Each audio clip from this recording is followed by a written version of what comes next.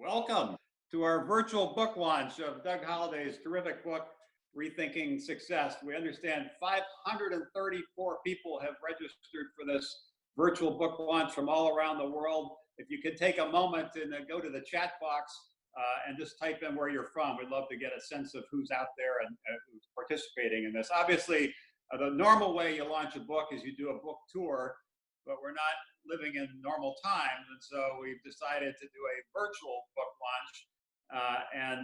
Jean, my wife Jean, is going to do an interview with Doug in a few minutes and then open it up for your questions. I just wanted to provide just a little bit of context before we move into that phase. First of all, this really is a terrific book. As many of you know, Doug Holladay has a remarkable life, a remarkable career, kind of a half century of kind of being like Forrest Gump, with experiences with Mother Teresa and Billy Graham and Nelson Mandela, working with President Reagan, interactions with President Obama, many other people, many CEOs, many leaders all around the country, indeed all around the world. And based on those stories and his own thoughtful perspective on things, he's tried to digest it all into a book with some takeaways, some lessons that we think we can all learn, particularly at this time where everybody's kind of forced to take a step back and pause and reflect. So it really is the culmination of all his experiences, all his anecdotes, all easy to read books. So I would encourage you to go to whatever Amazon or whatever way you want to buy the book, and you can do that right now. Amazon, waiting to take your orders for Rethinking Success. It really is a terrific book, well worthy of your attention and passing the word to other people. So now I'm going to turn it over to Jean to do the interview of Doug. But first, we've asked a few people to provide some perspective. So we have a short video with some of those perspectives, and when we come back, Jean will kick off the discussion with Doug Holladay. But Doug, congratulations again on the launch today. Roll the video.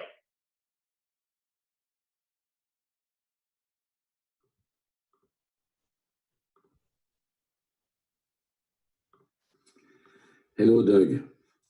I'm so sorry we cannot be together. Congratulations. I'm so happy for you. Your book is finally out. I love your book, by the way. For years, I was devoting most of my time doing things, as we say, mostly in my job, but also with my family and for me. Until one day, where a number of years ago, I realized that I no longer needed to do simply for the sake of doing. So I left the action and life in the public eye behind in order to shift from doing to being. And this, Doug, you helped me moving in that direction so much. I really appreciate it. And that's what your book is all about, particularly in those difficult times where if we don't want to feel that we lost control, we need to be ourselves in control. Congratulations, Doug, again. And I hope to see you soon. I believe too often people wait to really evaluate what's important in life. And I think COVID has spoke to everyone a little bit differently. I wish there was a way to distribute this book to every person, to every business professional in America. It's so timely, it's so real, it makes us look so deep. Thank you for the gift of writing this.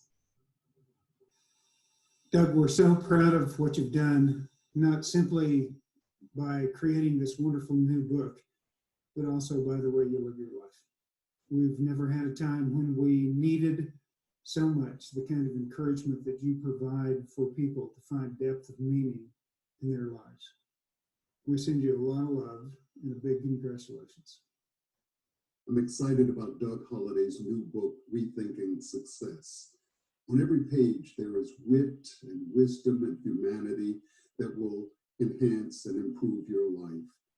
Doug believes, as the poet Goethe said, at the moment of commitment, the entire universe conspires for your success, the right kind of success.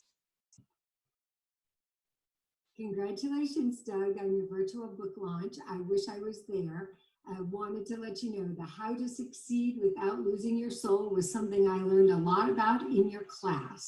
I'm halfway through your book, definitely looking forward to the sequel, and giving you a bunch of air hugs. Congratulations. Doug, congratulations on your book. You could not have released this book at a better time than a time when we're in isolation and reflection. Your words and challenges are more meaningful than ever. Best wishes for a very successful book launch. I know of no better book for a time like this than what Doug Holladay has put together in the context of success. Too often we view success just only in business terms, and that is return on investment or return on equity. But we also ought to think about the return on impact. And this book talks about, in a very counterintuitive way, or what are those issues that matter most in making leaders successful in what they do in the context of their home, their community, their civic life, and in their corporate life. And so I believe that the writings here are very appropriate for a time like this, where we have to pause and think about what matters most, and how do we motivate and energize people to be their best in the context of the barriers and the challenges they face in the marketplace. It's an important book, I think, and an important book for these times while we have the time to think about what really matters in life.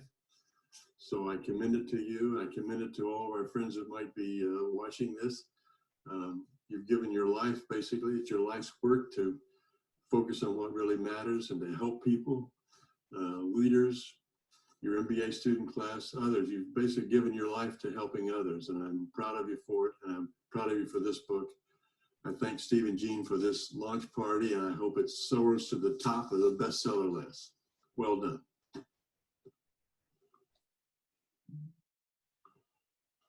Hey, Doug. Hey, thank you, Jean.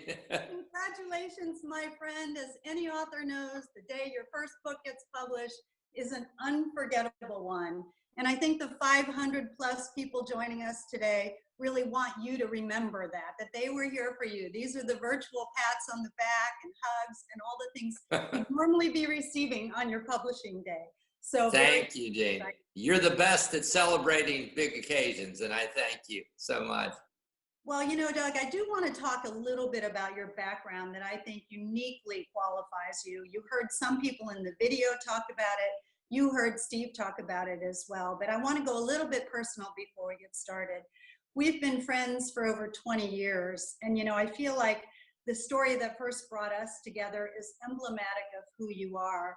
We could talk about your work in the White House. We could talk about when you went to Princeton or Oxford, or when you were a special ambassador to South Africa, or when you were a muckety at Goldman Sachs. We could go right down the line, or today, CEO of Path North. But I think what most of us know you for is your incredible servant's heart. And, you know, as everybody pointed out in that video, we're living through a time where we're asking big questions, and we're really thinking about purpose and meaning in many cases in a whole new way. When I first knew you, Steve's brother was dying of brain cancer. He was 41 years old, and he was a dear friend of yours back from college days. And, you know, we were doing everything we could. We were raising 5 young kids here, but every chance we got, we were in San Francisco with them. And we could not believe every time we turned around, Doug, you were by his side at his moment of need. And you were raising young children then too. And I really feel like that separates you from other leaders I know. You show up, my friend. And I think this book is a great reflection of, you know, stories and thoughts even from some of your colleagues, et cetera. And I think it well qualifies you to speak to what it means to rethink success. Now, before I just ask you to offer some opening remarks, I do want to say what I loved is the way that you brought out the subhead of the book, which I'm going to hold up again, is 8 essential practices for finding meaning in work and life. And what I love about the way you talk about the practices is you use concrete research, but you also go to philosophers. You tip to humor. You use faith. I mean, it is the things you draw out to underscore these practices, I think really made the book super engaging. But before I kick off and pepper you with questions, anything you want to offer as an opening? Wow, thank you for that, Jane. Thank you for your friendship. You and Steve have been great for the whole journey. But first, the title of the book, Rethinking Success. As Mickey Malden, my editor, knows, I was not pleased with that title because I wanted something cooler like reimagining or whatever. But now that it's there, I realize in these days when everyone is rethinking virtually everything in their life, what is success? What does it mean to have a family? What does it mean to socialize? What does it mean to have trusted relationships virtually? I mean, everything we thought was sure and certain is being challenged and rethought. So in one sense, it's kind of a perfect time for this book. I mean, I read it when it came out again, and I said, this is pretty good. So. You know, what's really amazing is when you wrote it, there was no possible way you could know the environment that this book would be born into. And again, I think it's just really an important message for this time. So I want to talk, as we open up, about what you talk about in the opening of the book, which is illusions of success. And Doug, not only were you there for, you know, my brother-in-law at his greatest time of need, but I have witnessed, and you're not very public about this, you time and time again called into a crisis situation that leaders are having anywhere around the world. It's usually an under the radar screen conversation where seemingly this leader has everything someone could want, the pinnacle of a career. And yet often I know when you've sat by someone's side, and you talk about a few examples of this in the book, you know, that person will express, but somehow I thought this was success, but it feels so empty. So can you talk a little bit about this illusion of success and what you've witnessed and what you would want people to know? Thank you, Jane. Yeah, it's really interesting. There's so many good thought leaders, you know, Adam Grant, Daniel Pink, David Brooks. I love all those guys. I was thinking what separates me, aside from the fact they're all much smarter than I am, is the fact that I've actually been in the room for so many of these occasions. It isn't theoretical with me. So I remember one of the first interactions when I was leaving the State Department and interviewing with some investment banks. One notable occasion was the head of the investment banking division at Morgan Stanley. And I remember us sitting there talking. He leaned really close after about a half hour and he said, "You've had a remarkable career. Your path has been eclectic and interesting." And he said this, he said, "I'm in prison." And he said, "It's a really nice prison, but I'm in prison. I have everything you could want, but I'm alienated from my kids. I'm on my third marriage. And I don't know what works. I don't know how to get out of here. I am stuck." And I realized that is just, you know, symptomatic, I think, of the unintended consequences of notoriety, success, money, power, fame, whatever those elusive things are. Once you find yourself there, sometimes the promise is not fulfilled, and there's a deep emptiness and void. Yeah, so I think we're going to talk about how you can apply some of these practices, whether you're a leader or whether you're a young person just starting out. That sense of isolation and that same isolation that might have existed even before our current definition of isolation. But if I can, Doug, before I go to one of the practices I want to drill down on, I want to read just a couple of questions from earlier in the book. You ask, what fosters hope in you? How would you like to be remembered? How do you think you can get unstuck from a particular situation? What is the biggest obstacle keeping you from your personal greatness? So one of the practices that you talk about very early in the book, and those of us that know you and have had interactions with you know you use this, is this idea of know your story. And you tell particularly the story of Peter Buffett and something that he said to you that really moved you. An interesting sort of profile of someone to speak to that anyway. Can you talk for just a minute about Peter Buffett and what you Yeah. So we were chatting one day, and Peter's become a friend, and he said this to me. He said, "We're all born into someone else's story." And he said, "Let me tell you how I discovered this." He said, "Here I am at Stanford. The only reason I got in there is because of my last name, and I'm studying economics. And I realized this isn't satisfying. This isn't who I am." And then his father announced he wasn't leaving any money to the kids, and that was not the happy moment for him. But then he found out, I think it was his grandfather who died, and left him some money. I think it was under 100,000. When he found that out, that day, packed his car in Palo Alto and started driving to New York and left Stanford. And he went in and really pursued his own passion, not his father's story, but his own story, which really was a trajectory into the music business. And that's where he went from all the shoulds of his life, I should do this, I should be this, to the must. I must do this because this is intrinsically who I am. So I think this story shapes us in profound ways. And I feel like, Gene, unless we understand our story, we make all the mistakes that we've kind of observed. I mean, if you grew up in a dysfunctional, angry family, you can't do anything about it, but a starting place is like when you're lost in the woods, acknowledge you're lost. And you say, okay, this is the family I was born into. I look at the truth of that and I can start to pivot. But unless you really understand how your family defines success, how they handle anger, you know, all the things that have made you, you can't move to the next level. So to really take the time to be introspective and reflective about who you are, I think is essential to living what Aristotle called a life of thriving. So I thought one of the things you did really well was use some concrete sort of bullets and questions at the end of each practice to say, okay, that's nice, know your story. How do I know my story? Yeah. And I know you encourage people to take the time and do the work through journaling or other ways. But the other thing I thought was really compelling, and it's already influenced me and I've tried to apply it, is your point about know the story of others. And here specifically you say stories are maps. And you tell some really touching stories about once you understand the context of who a person is, or maybe what, you know, played a role in their behaviors or their attitudes, it brings empathy, compassion, and understanding. So just literally, since I've read the book, we've started this at the Case Foundation. We feel like we know each other pretty well, but we went, you know, one step sort of deeper with each other to say, do we really know each other? And it's been really interesting. I would say people were really nervous at the idea of it, but it's out to be something that I think really has bonded us even more closely.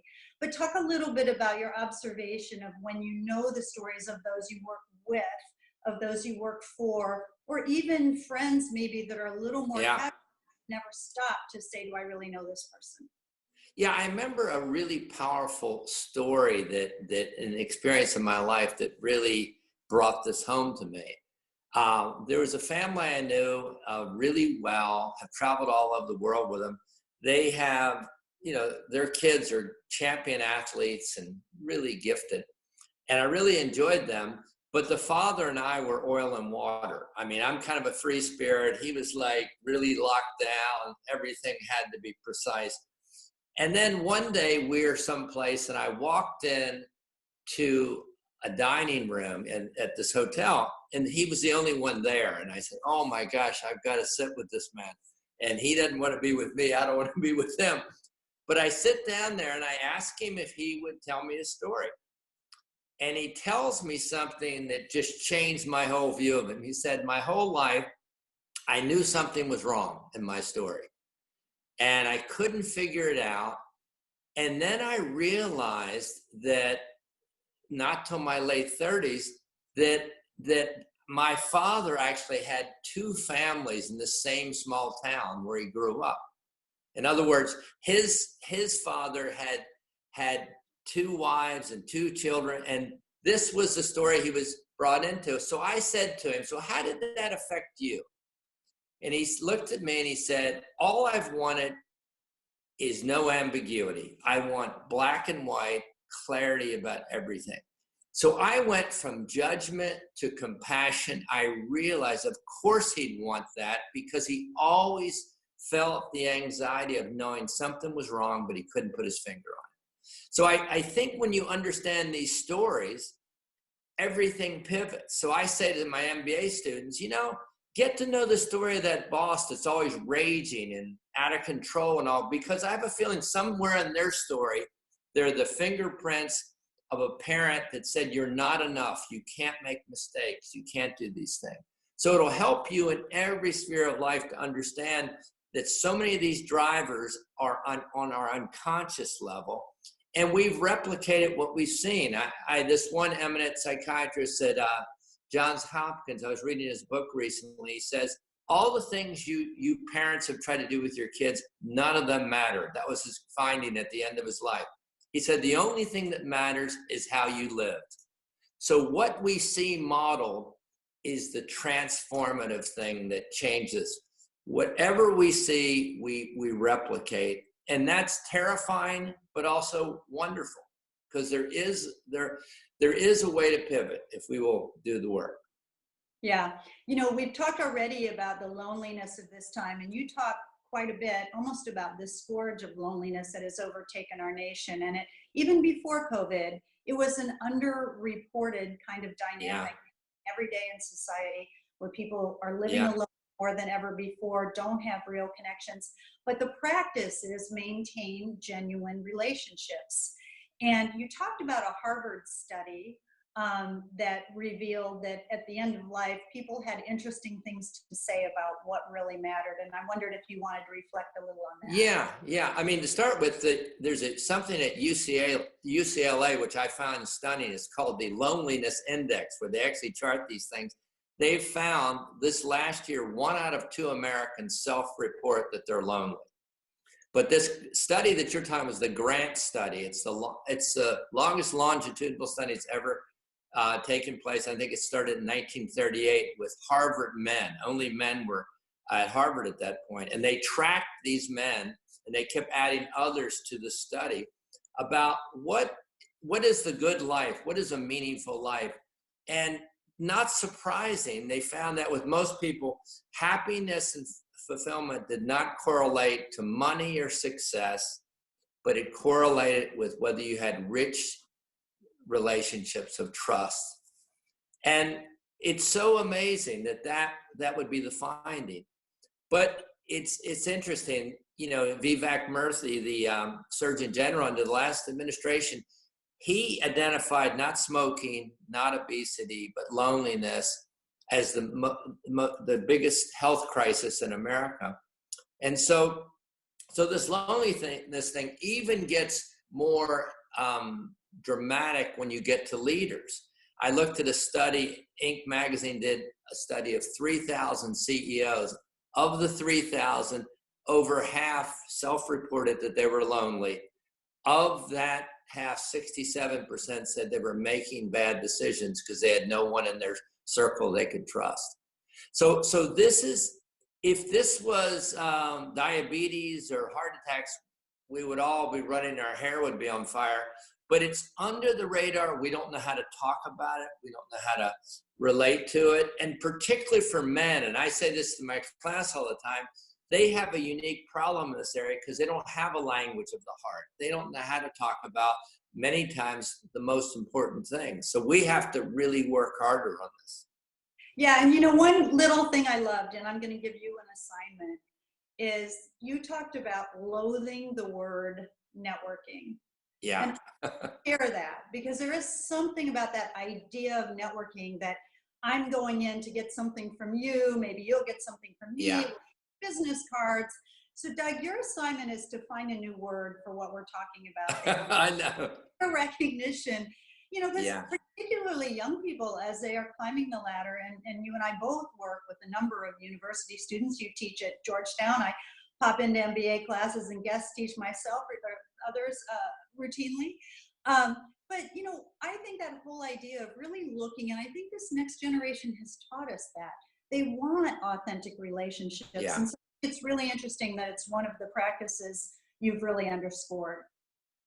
Yeah, it really is critical. And I find too, part of the problem with leaders is they think they have to quote unquote be a leader and be a certain type of person.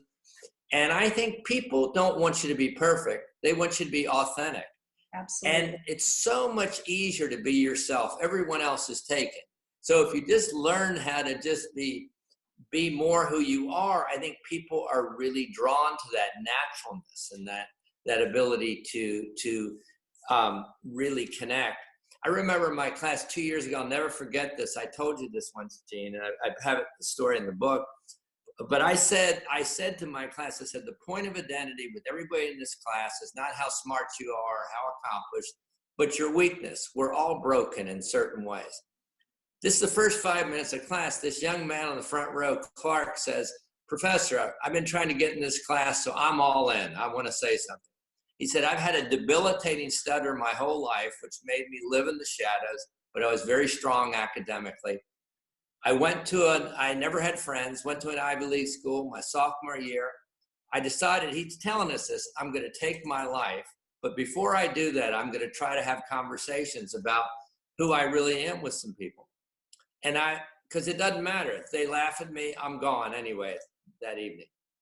He said 2 things happened. The more I talked, the less my stutter was not as pronounced as it was. It got better. I could put a few sentences together. And the other thing is people started to tell me their broken spots, their embarrassing traits and things. And then he paused like Gene for dramatic effect. And he says, guess what else, Professor? I said, what, Clark? He said, I'm the student body president of my MBA class here, and I have to give speeches all the time. And it was almost like I said, look, you all get A's, the class is over, you never have to come back. If you remember this lesson, that you are broken. All of us have things we're embarrassed about. We all feel like we're imposters on many levels, but that frees us to really be a different kind of person if we allow our broken spots to be a part of our story. Well, you know, it's interesting because the other thing you talk about is success, failure, and of course tied to that is risk. Clark took a risk that day, right? Yeah, he did. Which you've written about it. Gene has a great book, Be Fearless, which I promote in my chapter on risk taking. It's great.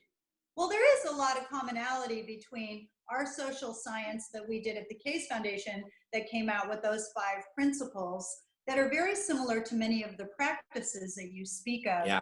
But specifically in the realm of failure, you know, what we found was when we put failure on the table, when we talk about it as a possibility before we start something out, there really is almost a kumbaya moment. You know, no one likes failure, no one wants failure, but almost taking sort of the power away from risk and failure by going there and thinking about it and, you know, honestly sort of giving words to, you know, this risk we're going to take, what might happen. And time again, we do see success, as you point out many examples in your book. I, of course, did in Be Fearless too, that although failure is that dark hour, and sometimes we have to grieve it, so many times, time and time again, just like this dark hour we're in now, we will look back and see some amazing things that came out of it. Absolutely. Yeah, and all absolutely. Of it. You know, I was thinking, Gene, you and Steve were in on, you know, you were pioneers in the whole tech boom, but talk about the risk when you all were doing AOL. I think Steve mentioned what 100,000 people were online in the 90s or something like that. It was. Let me clarify that stat because we've been talking about it a lot. Of course, we're all on this because of technology, right? But back in the day when we were getting started at AOL, 3% of people were online, and they were online 1 hour a week. And so that was in the 90s, wasn't it? You're 1 hour right now. But yeah, I mean, you know, it is quite amazing what has come. And, you know, even most recently, like one of the things I like to cite is in the last financial crisis, because obviously the economy has everyone worried. 2 great companies were formed that are really quite celebrated, Airbnb and Warby Parker, both of them born right in the middle of the last financial crisis. And if you think about it, what they looked around and saw were opportunities to kind of take a different take on what consumer needs were. Lower cost, different ways of doing things. And I have no doubt we'll see that coming out of this. Yeah. But you point to a lot of examples in the book as well. All right, so we've got a few minutes left of this, and then we really do want to turn to questions. We have a few that people sent in ahead of time, but please use the Q&A function on this if you haven't sent in a question. We want to hear from you. Let's talk about forgiveness and service. which is two of the practices that you talk about in the book. And I want to specifically drill down on forgiveness. You know, sometimes when we hear people from on high talk to us about the need to be forgiving of others, for some it can create a bit of an eye roll. Yeah, like, nice thought, you don't know what I'm feeling. The point that you make in the book, though, is forgiveness in many ways is actually positive for us. And you talk about, you know, it really takes us away from being inwardly focused and almost shakes free what we would carry if we otherwise didn't offer forgiveness. I just wondered if you wanted to talk a little bit about that. Yeah, it's an amazing topic and a reality in all of our lives. It goes back to your story a bit. Some of us grew up in very forgiving families, so it's easier for us to forgive. Others did not. So understanding your story, where some people grew up in families that's all about retribution, getting even, all that. But I think forgiveness is so powerful. That notion of not forgiving, I heard one time, I said, it's like me drinking poison and expecting you to die. It just doesn't work. It's kind of stupid. So this idea of not forgiving, we need to free ourselves from the bondage of that. You know, I think of I remember talking to Desmond Tutu when I was on my South Africa gig about the Truth and Reconciliation Commission. Can you imagine if people came forward and honestly talked about what they had done, people they had murdered, people they had tortured, and in the company of those family members that might have lost a loved one, they would be forgiven and they could move on. But if they didn't confess it, they would, the justice would be meted out. So forgiveness, that model has been used in Rwanda and other places. But in my own life, I remember one time there was a huge betrayal that occurred in the 90s. A bunch of us on Wall Street, and you know, this guy had a Ponzi scheme going, and I wondered how I got pulled into this craziness. And I remember after the dust had settled, it was all over. This guy called me from New York and asked if we could have lunch. So we have lunch, we're sitting there, Gene, and he says to me, he says, you're probably wondering how you got pulled into this. And he says this to me. He says, I've always been jealous of you, so I called one of the New York papers and I told them you were really involved in this. And he said, I just want to ask your forgiveness. Would you forgive me? And I just paused and I kind of thought about it. And I said, of course I'll forgive you. We all have done so many horrific things, but I thought that's what should be kind of the regimen of all of our lives, because we hurt others all the time, and learning to forgive and ask forgiveness of our kids, our colleagues, all kind of people. And I love the story about Lincoln in this regard, because it requires humility to really ask forgiveness and be in this mode. But he had been so ridiculed for being this gangly tall guy. He wasn't Eastern educated, all these things. So he had the equivalent of a press conference at the White House. And one of the reporters says, Mr. President, how do you withstand the withering criticism? It just never stops. And he paused and he said, I'm so much worse than they could ever know. And I thought, what a great line for all of us. So when we think about not forgiving, realize we're so much worse than anyone could ever know about us. So forgiving others, forgiving ourselves, and forgiving our story. You know, we've been harmed, a lot of us, by the way we've grown up and things were done to us. Somehow we don't want to drag that albatross with us our whole life. Well, you know, some other powerful tools you mentioned in there is service to others. And mentoring specifically. And I know that's really defined a big part of your life. It's obviously been a big part of our focus at the Case Foundation, really since our founding. And I think we'd probably both agree that anyone who's actually been engaged in service to others they go into it thinking they're doing something for someone else. They come away with it with the feeling that actually they got more out of it. But I'm just curious if you want to talk a little bit about that practice and what you It's so powerful. I want to give a shout out to Ray Chambers and Jeff Boise and Vim Quaker. I had the privilege of with them. We started which now Mentor, a galvanizing organization across the country to bring, exposed high-risk kids to a mentor that really cares. It's an intervention that works. But one of the great takeaways, I don't know if Alan Swartz is on, the head of Guggenheim, on the call, but he went to Duke. We kid each other. I went to Chapel Hill undergraduate, and I was in a snowstorm and staying at the Lynx Club in New York, and he had a private dinner going on, which Coach K, which I kind of don't like Duke, but here's Coach K, and I send a little message via the waiter to Alan that says, Alan, you still would never be accepted for admission to Chapel Hill. He knew it was me. He pulls me in this room with all these Duke, accomplished people, David Rubenstein, all these people. So we're sitting there, and he sits me next to Coach K.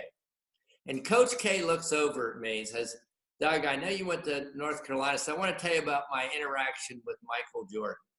He said it was the game. I was a lowly coach on the Olympic team, and here was Michael Jordan. First day of practice, he says, Coach, would you meet me after practice? And he said, obviously the greatest player ever wants me to snag balls for him afterwards, so he's going to, really humiliate the Duke coach. So after practice, they meet, and Jordan looks at him and says, Coach, you're probably wondering why I wanted to meet with you. He said, you understand the mechanics of the jump shot better than anybody in America. I want to get better. Will you work with me?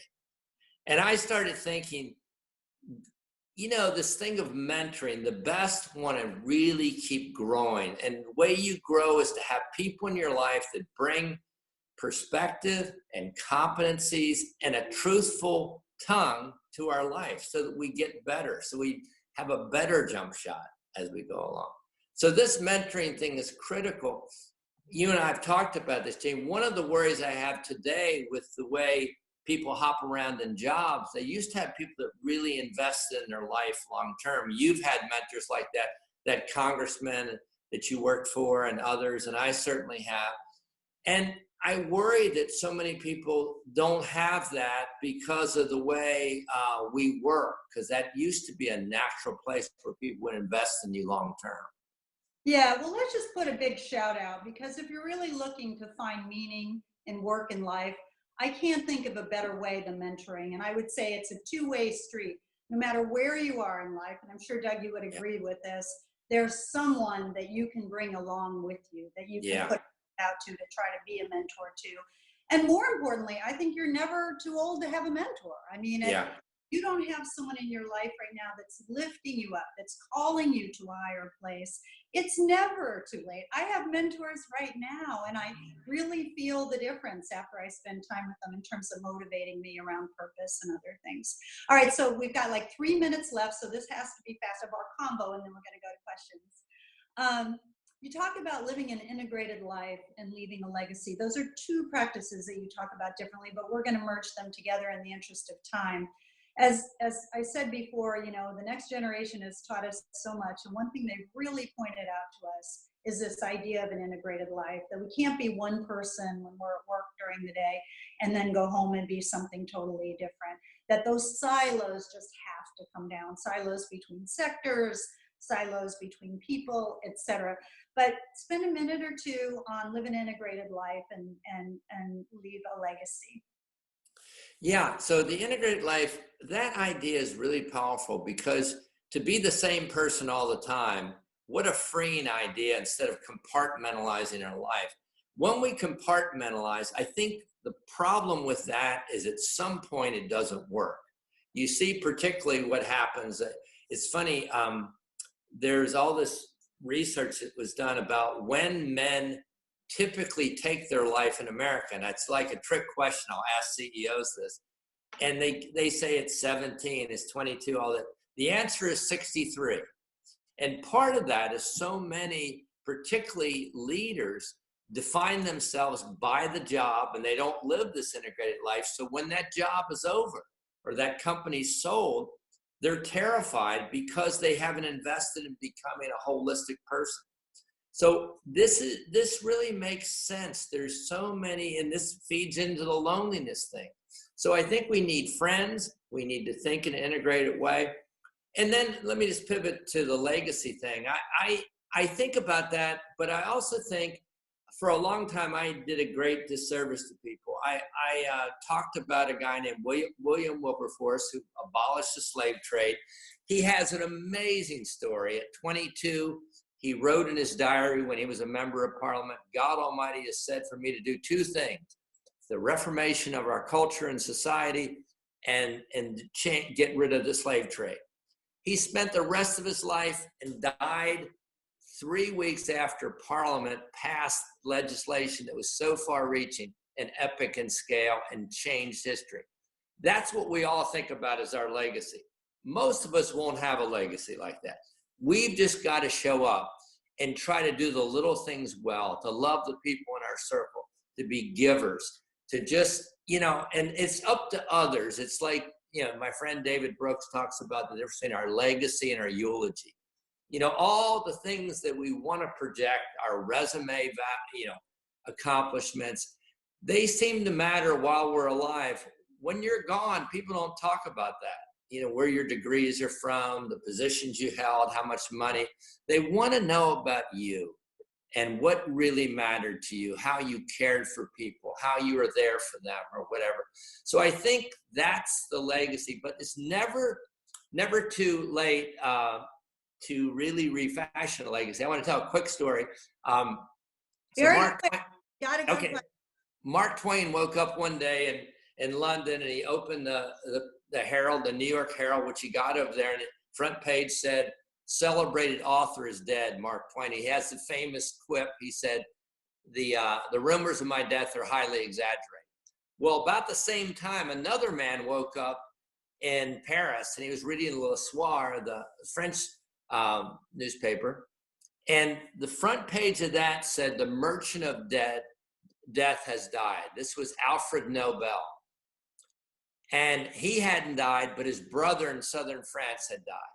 This was a family that was made famous for inventing dynamite that enabled killing on an epic scale. He determined that day that he would change his legacy. Hence, we have the Nobel Prizes and the Nobel Peace Prize. A man can change, a woman can change if we look at our story and how we're investing in our life and decide we want to be different. And take appropriate action. And this is where the spiritual core gets into it as well, to really become a transformed person. So I think that was a great way to sort of bridge to questions. And there are more questions that I'm going to be able to ask you. So let's agree that we'll try to keep these a little short. So the first question, Doug, you have such an adventurous life. How did you choose what stories to share with us in the book? And this is from Path North member Gerald Gangaram in DC. Yeah. Thank you. I don't know. It just seemed like the stories that mattered. I was really careful. Some people, I tell a story about Lawrence Rockefeller, but I would have never told the story until he had died. And there are other people's stories I won't tell, or I'll give a different name to them. But I only tell them to make a point. The reason I talk about Peter Buffett, because that's such a powerful example of we're all born into those stories. So that's how I determine.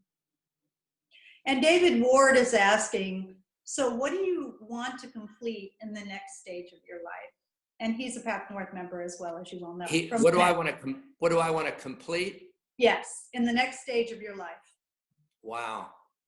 I would like to finish well. I'd like to just keep encouraging and caring people. I like you, Gene, we both love giving back to the next generation and being a part of the story with them. I love to do that.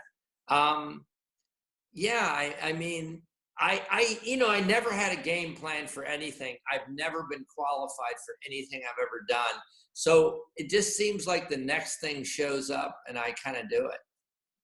So Gene Fife asks, what is your biggest shortcoming and how do you deal with it? Oh, I hate that. So Gene was the chairman of Goldman Sachs International. He's the reason I went to Goldman Sachs, and he's one of my heroes. He's amazing. But he's asking me an awkward question. I work too hard. No, just kidding. That's always a great line. No, I think I have avoided certain things that are difficult for me. You know, I remember when I was at Goldman, we had all these quantitative geniuses from MIT and all, and I quickly found there was no way I could ever do that. On one hand, I feel like I avoided things that I should have learned and gone deeper in. On the other hand, I could say I played to my gifts. But I think I have avoided some things that are really hard for me like that, you know. Jean probably can tell you more. When you write a book on failure, you then have to be prepared to talk about your failures. I know it. Doing for the last year. Queen of Failures here. So as you know, we've pivoted our work to really look at stakeholder capitalism, which really moves capitalism away from just, you know, an isolated view on profits to really considering all the stakeholders and people who play a role in the system, whether it's customers, employees, you know, right on down the line. So there's a question here: how do the principles apply to the larger economy, system, government, not just on a personal level? Yeah, I think about these things, and I think you've been, again, a pioneer on this, Jean. I love the discussion where we're talking about stakeholders, because you know, Peter Georgescu, who's doing great work on this, on just the economic divide in America, this is not sustainable. Historians have told us that there's only two things that happen if this divide keeps growing: either revolution or the redistribution of wealth.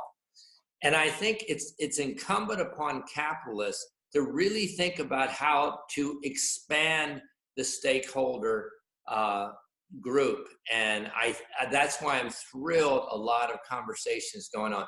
But it needs to go on. It needs to be really serious. This isn't a feel-good thing. This is a survival thing for capitalism. Okay, great.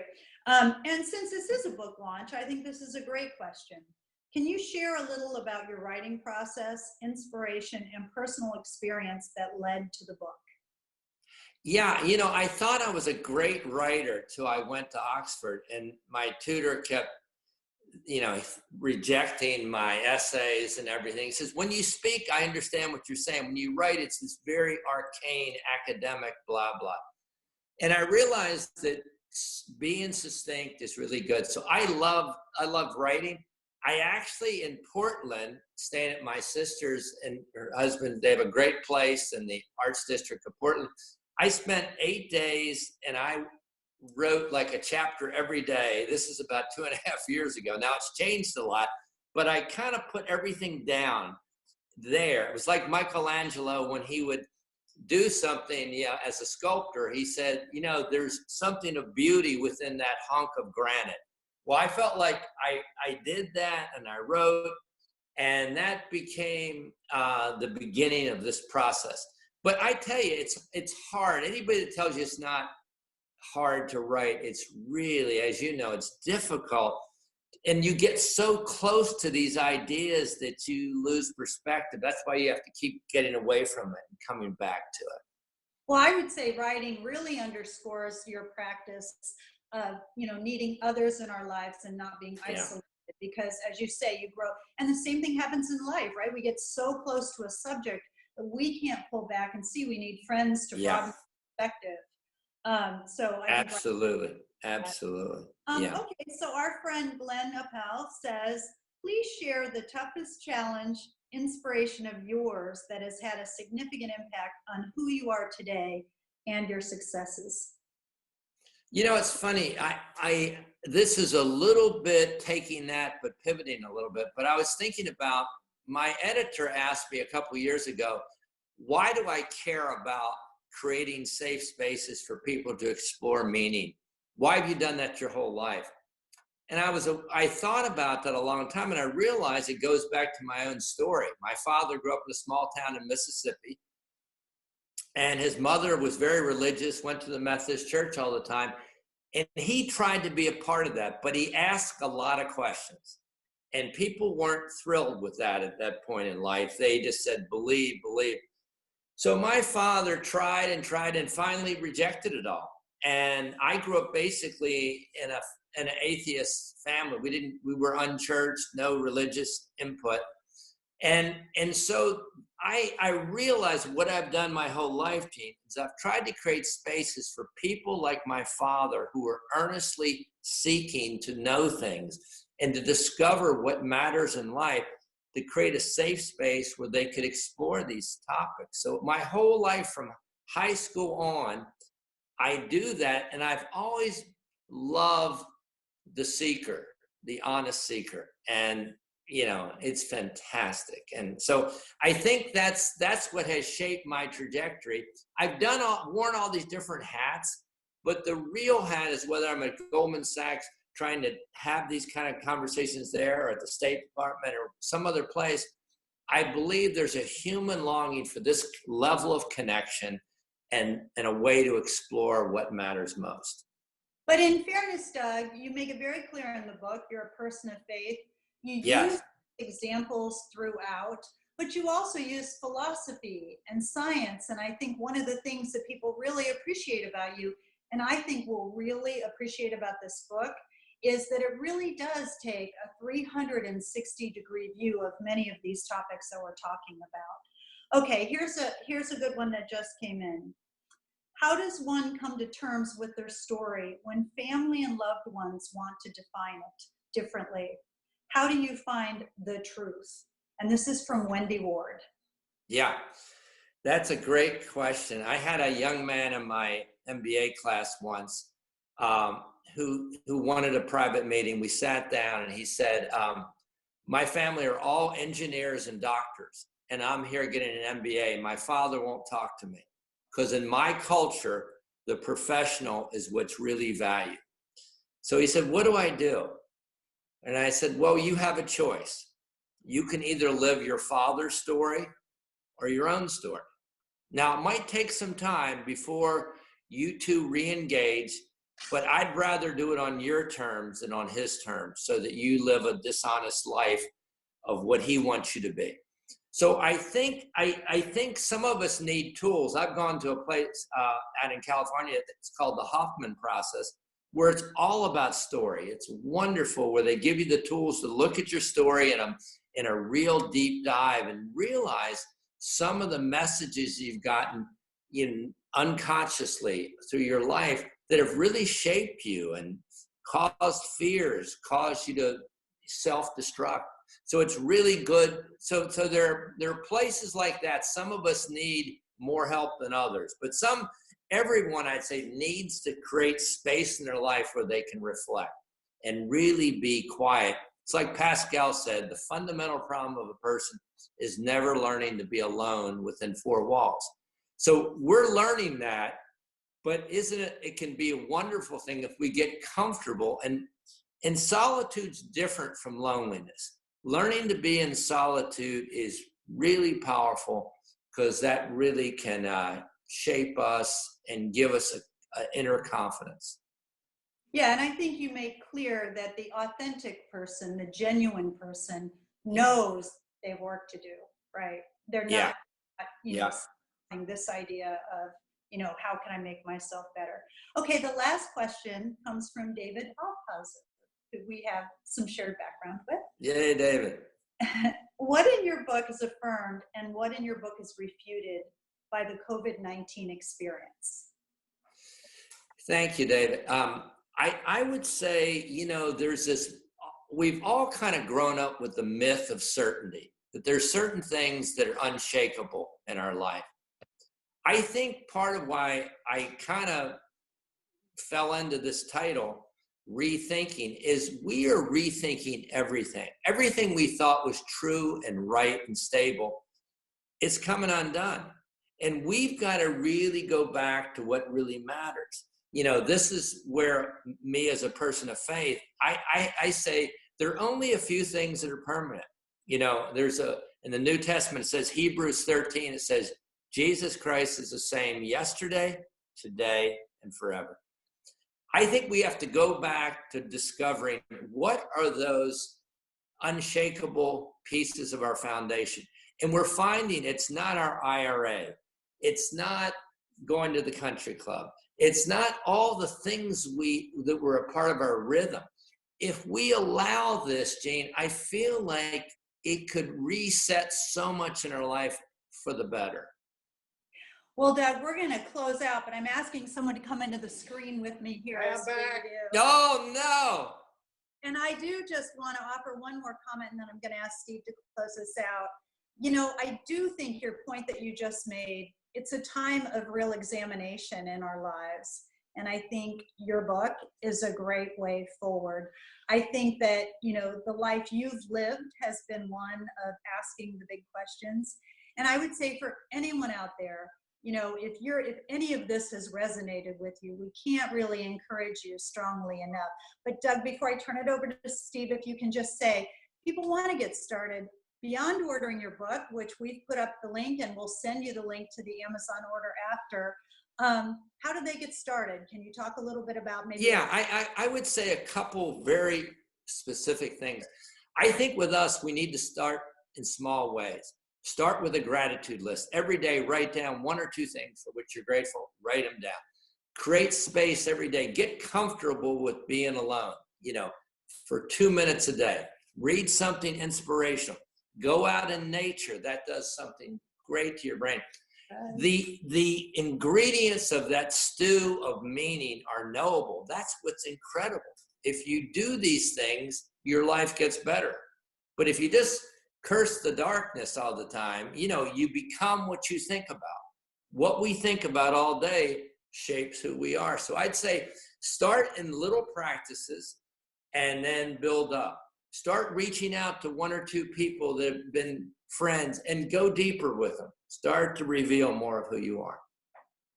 All right. Well, thank you, Doug, and thank you, Gene. A wonderful conversation and a really terrific book. And we could go on for hours, but we don't have to. If you just pick up this book, you'll get a lot of Doug Holladay, all the experiences he's had in his remarkable life. If I had to write down right now, as Doug just said, you know, things I'm grateful. One of the on top of the list is the friendship with Doug that we've had for so long, and we're so proud of what he's written here. It is really a terrific book with kind of a playbook for life, a handbook for life, and particularly necessary, as everybody was saying, particularly at the beginning. At this time, we're all forced to take a step back, pause, and reflect, and then figure out what the right moves are going forward. One of the things that we'd encourage you all to do in the coming weeks is pick up this book, read this book, spread the word. Unfortunately, as I said at the very beginning, Doug's not able to do a normal book tour, so we all need to do what we can to celebrate the book and champion the book. It's an important book, and we really want to make sure we spread the word. So congratulations, Doug, on an amazing book and on the launch today. Thank you so much. I really appreciate it. Everybody out there, please pass the word and enjoy the book. Success. And thanks for being with us, everyone. Yes, thank you all. Great. Bye.